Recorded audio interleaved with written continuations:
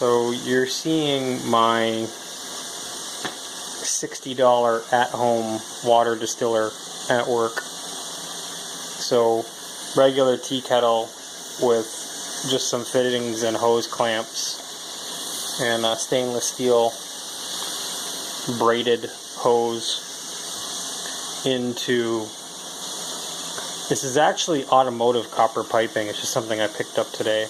And then if you cool it down, it can kind of speed up the process of condensation turning into liquid, heat turning into liquid when it meets cold air. So I've got ice packs and some frozen food there. And the output is distilled water that I'm reading at about 10 parts per million or less. And if we see less, that's great. 3. So this is registering at 3. It's also very hot. So 3 parts per million. The last glass that I did had 7 or 6 parts per million total dissolved solids. So I'm starting with tap water, by the way. So to go from 160 ppm total dissolved solids to 3 is the lowest I saw right there.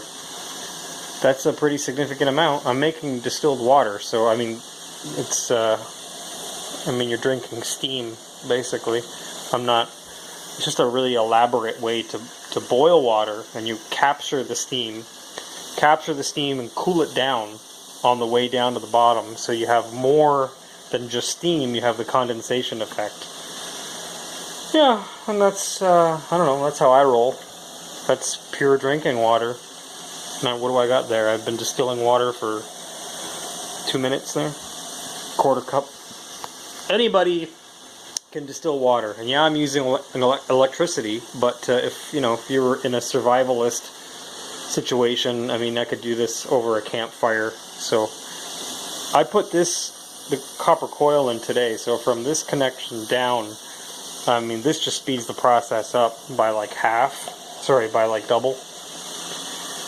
And taking it off would reduce the yield by half. So anyway, that's what I'm doing. I mean, I buy distilled water, right? So this is 0 parts per million total dissolved solids. They don't just distill it, they also ozonate it and then run it through a filter.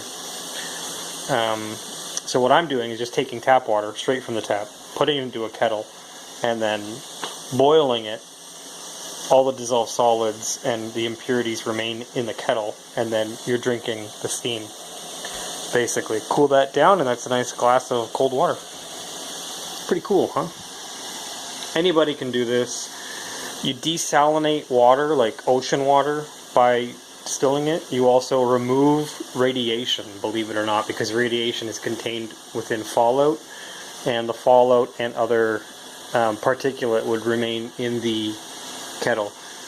Don't ask me what to do with a kettle after you've gone and boiled radiated water or water affected by radiation. Don't ask me what to do with the kettle, because I think the kettle would be either garbage or have to be cleaned after that. But anyway, even while we're talking, just more and more fluid coming out of there. Drip, drip, drip. Cool, eh? Distilled water on the cheap. And yeah, so my investment on this was $60, and it's a cost equation basically. I'm still going to go buy distilled water because it's 99 cents. So this is not really worth my time, as you can imagine. I've just set the whole rig up. I'm just curious. And I wanted to know for myself. So instead of buying a distiller, I just made my own. Because AdamJosh.com. Anybody can do this. If you want, I'll teach you how. Toodles.